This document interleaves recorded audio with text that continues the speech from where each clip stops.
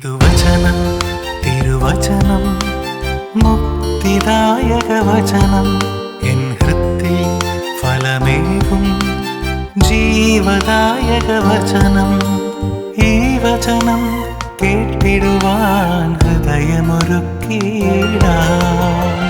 Hallelujah ഹല്ലേലൂയ ഹല്ലേലൂയ ഹല്ലേലൂയ ഹല്ലേലൂയ ഹല്ലേലൂയ.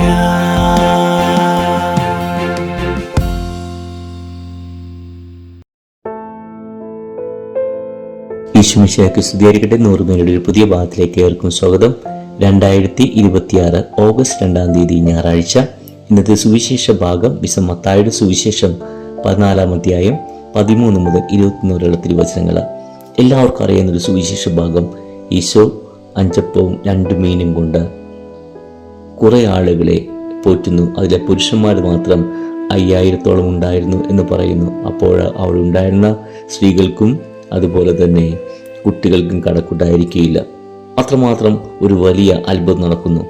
ഈ അത്ഭുതത്തിന് പ്രത്യേകത എന്താണ്? എല്ലാ സുവിശേഷകന്മാരും മത്തായിയും മാർക്കോസും ലൂക്കോസും യോഹന്നാനും രേഖപ്പെടുത്തുന്ന പുതിയ നിയമത്തിലെ ഏക അത്ഭുതം എന്ന് പറയുന്നത് തന്നെയാണ്.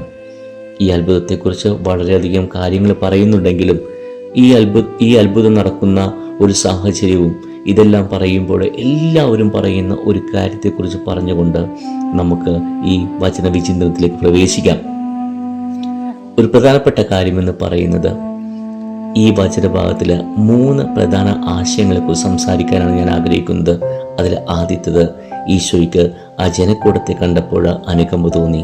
വിജനമായ സ്ഥലം, ഒന്നുമില്ല ഭക്ഷിക്കുവാൻ വേണ്ടി. എങ്ങനെയാണ് ഈശോ ഈ വിജന സ്ഥലത്ത് എത്തിച്ചേർന്നതെന്നറിയാമോ?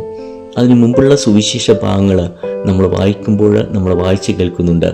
ഈശോ ഈ വിജന സ്ഥലത്തേക്ക് പോയതിനു മുമ്പ് സംഭവിച്ചൊരു സംഭവം, ഈശോയുടെ സഹോദരനായ, അതായത് ചാർച്ചക്കാരിയായ മറിയത്തിൻ്റെ ചാർച്ചക്കാരിയായ എലിസബത്തിൻ്റെ മകൻ യോഹന്നാൻ കാരാഗൃഹത്തിൽ വെച്ച് കൊല്ലപ്പെട്ടു. ആ കൊല്ലപ്പെട്ട വാർത്ത അറിഞ്ഞ് ഒന്ന് കരയാനായിട്ടായിരിക്കാം ഈശോ ഒരു വിജനമായ സ്ഥലത്തേക്ക് പോയത്. അവിടെയും ആളുകൾ ഈശോയെ അനുധാവനം ചെയ്യുകയാണ്. അവിടെ ഉണ്ടെന്നറിയുമ്പോൾ ഈശോയുടെ ഈ പ്രസൻസിന് വേണ്ടി, ഈശോയുടെ സാന്നിധ്യത്തിനും സാമീപ്യത്തിനും അവൻ്റെ വാക്കുകൾക്കും വേണ്ടി ജനങ്ങൾ, പുരുഷന്മാർ അത്രമാത്രം ഈശോയുടെ പുറകെ വന്നു എന്ന് പറയുമ്പോൾ എത്രമാത്രം സ്വാധീനം ഈശോ അവരുടെ മേലെ ചൊലുത്തിയിട്ടുണ്ടാകും. സ്ത്രീകളും കുട്ടികളും ഒരു പക്ഷേ ഈശോയെ ഒരു ആധ്യാത്മിക നേതാവായി കണ്ടുകൊണ്ട് വന്നതായിരിക്കാം. പുരുഷന്മാരെ വചനം കേൾക്കണം എന്ന ആഗ്രഹത്തോടെ വന്നു. അവരെല്ലാവരും അവിടെ വരുന്നു. അവിടെ വെച്ച് ഈശോ അവർക്ക് അപ്പം വർദ്ധിപ്പിച്ചു കൊടുക്കുന്നു എന്ന് നമ്മൾ കേൾക്കുന്നുണ്ട്. നമുക്കറിയാം, ഈ സുവിശേഷ ഭാഗം തന്നെ മറ്റു ചില സുവിശേഷകർ പറയുന്നത് അവിടെ ഉണ്ടായിരുന്ന ചില ആളുകൾ എന്ത് ചെയ്യണമെന്നറിയാതെ കൺഫ്യൂഷനായപ്പോൾ ഏതൊരു ശിഷ്യൻ വന്ന് പറയുകയാണ്, ഇങ്ങനെ ഒരു കുട്ടിയുടെ കയ്യിൽ 5 അപ്പവും 2 മീനുണ്ട്, അതിൽ നിന്നെടുത്ത് കൊടുക്കാമെന്ന്. പ്രിയമുള്ളവരെ, കരുണയുള്ള ദൈവത്തിൻ്റെ മക്കളാണോ നമ്മൾ എന്ന് തിരിച്ചറിയുക. കാരുണ്യമില്ലാത്ത ആളുകൾ എത്ര കഠിനമായിട്ടാണ് അവരുടെ ജീവിതം മുന്നോട്ട് കൊണ്ടുപോയിക്കൊണ്ടിരിക്കുന്നത്. ഒരു സംഭവം നടന്നു ഓർക്കുക. ഒരു ദിവസം ഞാൻ എറണാകുളത്ത് ഒരു തിരക്കുള്ള സമയം ഒരു ഓട്ടോറിക്ഷയിൽ കയറി ഒരു ചെറുപ്പക്കാരാണ് ഈ ഓട്ടോ ഓടിച്ചുകൊണ്ടിരിക്കുന്നത്. അയാൾ വണ്ടി ഓടിച്ചുകൊണ്ടിരിക്കുമ്പോൾ അയാൾ എല്ലാത്തിനോടും ദേഷ്യപ്പെടുകയാണ്. ഞാൻ അയാളോട് പറഞ്ഞു, എനിക്ക് ഇന്ന സ്ഥലത്ത് പോകണം. അപ്പോൾ അയാൾ പറഞ്ഞു, എനിക്ക് അവിടെ കൊണ്ടാക്കാൻ പറ്റില്ല, ഞാൻ ഇവിടെ ആക്കി തരാം, വേണമെങ്കിൽ പോയിക്കോ. പക്ഷെ ഭയങ്കര ചൂടായതുകൊണ്ടും മറ്റു വാഹനങ്ങൾ കിട്ടാത്തതുകൊണ്ട് ഓട്ടോയിൽ കയറി ഞാൻ ഇരിക്കുകയാണ്. അങ്ങനെ അയാൾ പോയിക്കൊണ്ടിരിക്കുമ്പോൾ ഞാൻ ചോദിച്ചു, എന്താണ് താങ്കൾ ഇത്രമാത്രം ദേഷ്യപ്പെടാൻ കാരണം എന്നാന്ന് ചോദിച്ചപ്പോൾ അയാൾ പറയുകയാണ്, സാറിനറിയാമോ, ഞാൻ ആ സമയത്ത് മൊബൈൽ ഫോണൊക്കെ ഇറങ്ങിയ സമയമാണ്. ഒരു ദിവസം ഈ ഒരു വളരെ മാന്യം തോന്നുന്ന ഒരാൾ ആ ദിവസം അയാളുടെ ഓട്ടോയിൽ കയറുന്നു. എന്നിട്ട് പറഞ്ഞു, എനിക്ക് ഹൈക്കോടതി വരെ പോകണം, ഞാനൊരു അഡ്വക്കേറ്റാണ് എന്ന്. അയാളെയും കൊണ്ട് ഹൈക്കോടതി മുമ്പിലെത്തി. അവിടെ എത്തിക്കഴിഞ്ഞപ്പോഴേക്കും അയാൾ പറഞ്ഞു, എൻ്റെ ഫോൺ സ്വിച്ച് ഓഫ് ആയിപ്പോയി, താങ്കളുടെ ഫോൺ ഒന്ന് തരുമോ? അപ്പോൾ ഈ ചെറുപ്പക്കാരൻ പറഞ്ഞു, എൻ്റെ പുതിയ ഫോണാണ്. അപ്പോൾ ആ ചെറുപ്പക്കാരൻ്റെ അടുത്ത് ഓട്ടോറിക്ഷക്കാരിൽ നിന്ന് ഈ മാന്യം തോന്നുന്ന വ്യക്തി ഈ മൊബൈൽ ഫോൺ മേടിച്ചുകൊണ്ട് അയാൾ ഞാൻ ഒരു കോൾ ചെയ്യട്ടെ എന്ന് പറഞ്ഞുകൊണ്ട് അയാൾ സംസാരിക്കുന്നു. ഉടനെ തന്നെ പറയുന്നു, ഞാനിവിടെയുണ്ട് എന്നെല്ലാം ചില കാര്യങ്ങൾ പറഞ്ഞതിന് ശേഷം ഇയാൾ പറഞ്ഞു, 1 മിനിറ്റ് സഹോദര, ഒരാളെ കാണാമെന്ന് ഇയാൾ അവിടെ നിൽക്കുന്നുണ്ട്, ഞാനിപ്പോൾ അയാളൊന്ന് കണ്ടിട്ട് വരാം, ഫോണില്ലെങ്കിൽ തിരിച്ചറിയാൻ പറ്റില്ലെന്നുണ്ട്. മാന്യത തോന്നിയതുകൊണ്ട് അയാൾ ആ പയ്യൻ അയാൾക്ക് കൊടുത്തുവിട്ടു. അയാൾ അകത്തേക്ക് കയറുന്നു. പിന്നീട് 20 മിനിറ്റ് 30 മിനിറ്റ് കഴിഞ്ഞിട്ട് കാണാതാകുമ്പോൾ ഈ ചെറുപ്പക്കാരകത്ത് കയറി പരിശോധിക്കുമ്പോൾ പുറകുവശത്ത് 2-3 വഴികളൊക്കെ ഉണ്ട്. അതിലൂടെ അയാൾ രക്ഷപ്പെടുന്നു. പുതിയ ഹൈക്കോടതി ബിൽഡിംഗ് കണ്ടിട്ടുള്ള ആൾക്കാർക്ക് കഥ പറഞ്ഞാൽ മനസ്സിലാകും, എറണാകുളത്തെ. അപ്പോൾ അയാൾ അതുവഴി രക്ഷപ്പെട്ടു. പുതിയതായി കഷ്ടപ്പെട്ട് വാങ്ങിയ ഫോൺ നഷ്ടപ്പെട്ട ദേഷ്യമാണ് ഈ മനുഷ്യൻ എല്ലാവരോടും പ്രകടിപ്പിക്കുന്നത്. എന്നിട്ട് പറയുകയാണ്, ഇനി ആരോടും, ഒരു പട്ടിക്ക് പോലും ഒരു ഉപകാരം ഞാൻ ചെയ്യുകയില്ല സാറേ, കാരണം ഇപ്രകാരമാണ് ചെയ്ത് എനിക്ക് കിട്ടിയെന്ന്. അപ്പോൾ കരുണയില്ലാത്ത ഈ ലോകത്ത് ആരെങ്കിലും ഒരാൾ കരുണ കാണിക്കുക എന്ന് പറയുമ്പോൾ എത്രമാത്രം സങ്കടങ്ങളിലൂടെ കടന്നു പോയിട്ടായിരിക്കാം അയാൾ കരുണയുടെ ആ വാതിൽ മറ്റുള്ളവർക്ക് തുറന്നു കൊടുക്കുന്നത്. ഈശോ യോഹന്നാൻ മരിച്ചതെറിഞ്ഞ് വിജനമായ സ്ഥലത്തേക്ക് പോകുന്നു. അവിടെ കാണുമ്പോൾ, അവിടെ ഇരിക്കുമ്പോൾ, പ്രാർത്ഥിച്ചുകൊണ്ട് കരഞ്ഞുകൊണ്ടിരിക്കുമ്പോൾ, ഈശോ മനുഷ്യനും കൂടിയാണല്ലോ, കരഞ്ഞുകൊണ്ടിരിക്കുമ്പോഴാണ് ഇപ്രകാരം ആളുകൾ കാണുമ്പോൾ അനുകമ്പ തോന്നുന്നത്. മറ്റുള്ളവരുടെ സങ്കടങ്ങളിൽ അനുകമ്പ തോന്നുന്ന ഒരു ക്രിസ്ത്യാനിയാണോ നീ എന്നുള്ളതാണ് ആദ്യത്തെ ചോദ്യം. രണ്ടാമതായിട്ട് അവിടെ ഒരു പങ്കിടലിൻ്റെ ഒരു കഥ നമ്മൾ വായിച്ചു കേൾക്കുന്നുണ്ട്. ആളുകൾക്ക് ശിഷ്യന്മാരോട് ചോദിക്കുക, എന്തെങ്കിലും ഉണ്ടോ കൊടുക്കാൻ? അപ്പം ഇല്ല, നിങ്ങൾ തന്നെ കൊടുക്കുകയും പറയുമ്പോൾ അവർ പറയുകയാണ്, ഞങ്ങളുടെ അടുത്ത് ഒന്നുമില്ല കർത്താവേ. പക്ഷേ അവർ എല്ലാവരും താഴ്ത്തിരിക്കുന്നു. ഈശോ അപ്പം എടുത്ത് പ്രാർത്ഥിച്ച് ഭാഗിച്ച് മറ്റുള്ളവർക്ക് എല്ലാവർക്കും കൊടുക്കുന്നു. പങ്കിടലിൻ്റെ ഒരു ആധ്യാത്മികതയെക്കുറിച്ച് ഓർമ്മിപ്പിക്കുന്ന ഏറ്റവും മനോഹരമായ സുവിശേഷമാണ് ഇത്. വയലാറിൻ്റെ ഒരു പിടി ചോറ് എന്ന കവിത ഇപ്രകാരമാണ്: എൻ്റെ പാത്രത്തിലെ പകുതി ചോറ് നിന്റെ പാത്രത്തിലേക്ക് മാറ്റിവെക്കുമ്പോൾ പട്ടിണി പകുതിയാകുന്നു, മനുഷ്യൻ ഇരട്ടിയാകുന്നു.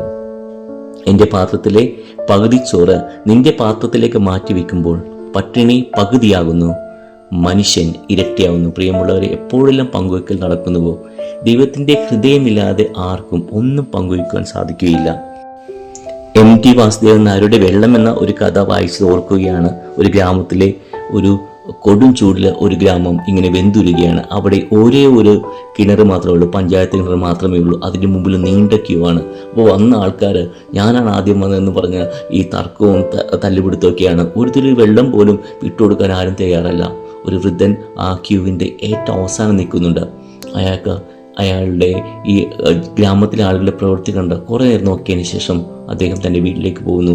തൻ്റെ വീട്ടിൽ അവശേഷിച്ചിരിക്കുന്ന ഒരു കുടം വെള്ളം കൊണ്ടുവന്ന് ഓരോ ഗ്ലാസ്സായിട്ട് പൊരുവയിൽ നിൽക്കുന്ന ആളുകൾക്ക് കൊടുക്കുകയാണ്. എന്നിട്ട് കുടിക്കൂ എന്ന് പറയുന്നു. അങ്ങനെ അവർ കുടിക്കുന്നു. അങ്ങനെ കൊടുത്തു വരുമ്പോൾ ആ വൃദ്ധന് മുമ്പിലിരുന്ന ഒരു ചെറുപ്പക്കാരൻ വീട്ടിലേക്ക് ഓടുന്നു.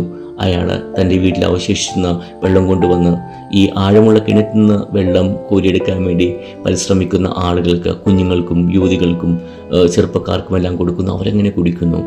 അങ്ങനെ കുടിച്ച് കുറച്ച് കഴിയുമ്പോൾ ആളുകളെല്ലാം തിരക്കുകൾ മാറ്റിവെച്ചുകൊണ്ട്, കലഹങ്ങൾ മാറ്റിവെച്ചുകൊണ്ട് സ്വന്തം വീടുകളിലേക്ക് മടങ്ങിപ്പോയിട്ട് അവരുടെ വീട്ടിലുള്ള ആ വെള്ളം കൊണ്ടുവന്ന് പുരിവയിൽ നിൽക്കുന്ന ആളുകൾ പങ്കുവെച്ച് കുടിക്കുന്ന ഒരു കഥയാണ് MTയുടെ വെള്ളം എന്ന കവിത. പ്രിയമുള്ള, എപ്പോഴെല്ലാം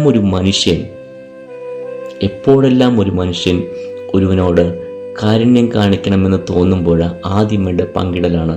സ്വാർത്ഥതയുടെ ഈ ലോകത്ത് എപ്പോഴെല്ലാം ഒരു മനുഷ്യൻ പങ്കുവെച്ച് തുടങ്ങുന്നുവോ അപ്പോൾ സുവിശേഷത്തിൽ ക്രിസ്തുവായി അവൻ മാറുകയാണ്.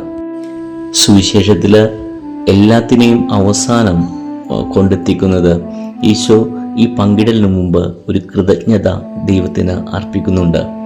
എന്നിട്ടാണ് മനുഷ്യർക്ക് ഭാഗിച്ചു കൊടുക്കുന്നതെന്ന്. പ്രിയമുള്ളവരെ, ഈ കഥയുടെ അവസാനം, അല്ലെങ്കിൽ ഈ സുവിശേഷ ഭാഗത്തിൻ്റെ അവസാനം, ഈ സംഭവത്തിൻ്റെ അവസാനം നമ്മൾ കേൾക്കുന്നില്ല മറ്റുള്ളവർ ഈശോയോട് നന്ദി ഈശോയെ എന്ന് പറയുന്നത്.